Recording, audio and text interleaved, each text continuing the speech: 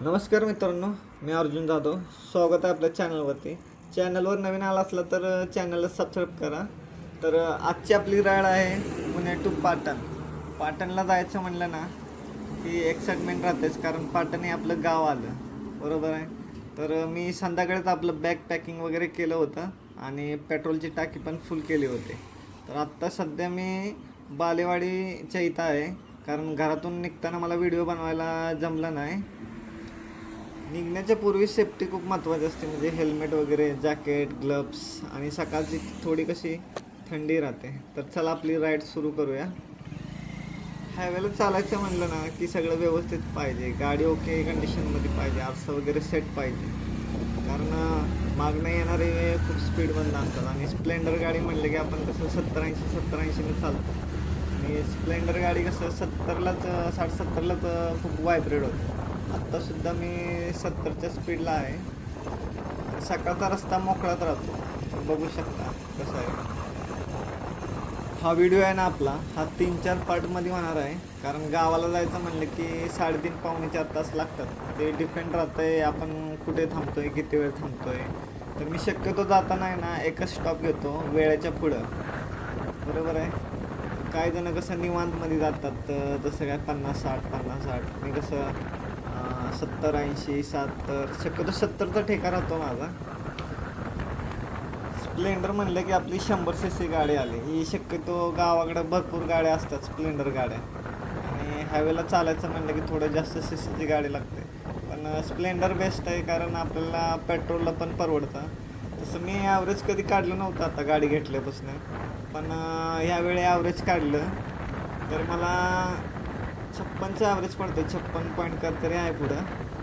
ते पण किती 70-80ने गाडी रेटले. तर मेन मजा म्हणजे आता आपल्या खंबाटकी गाठत येते गाडी चालवताना.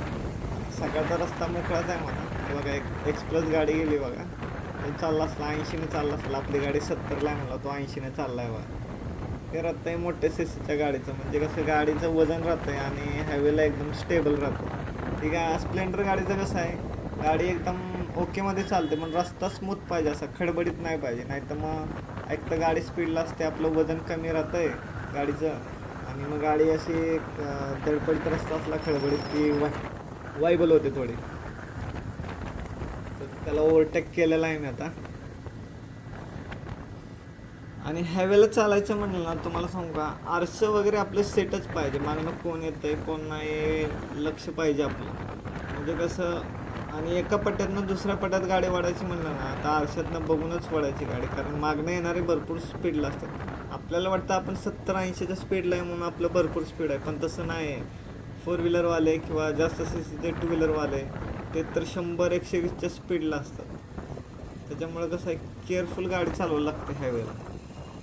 आणि शक्यतो कसं काल निघता आलं असतं मला, पण म्हणजे कसं काल मला 3-3:30ला सुट्टी होते. म्हणजे मी 3-3:30ला जरी निघलो घरातून तरी मी 6-7 वाजेपर्यंत पाटणमध्ये पोचलो असतो.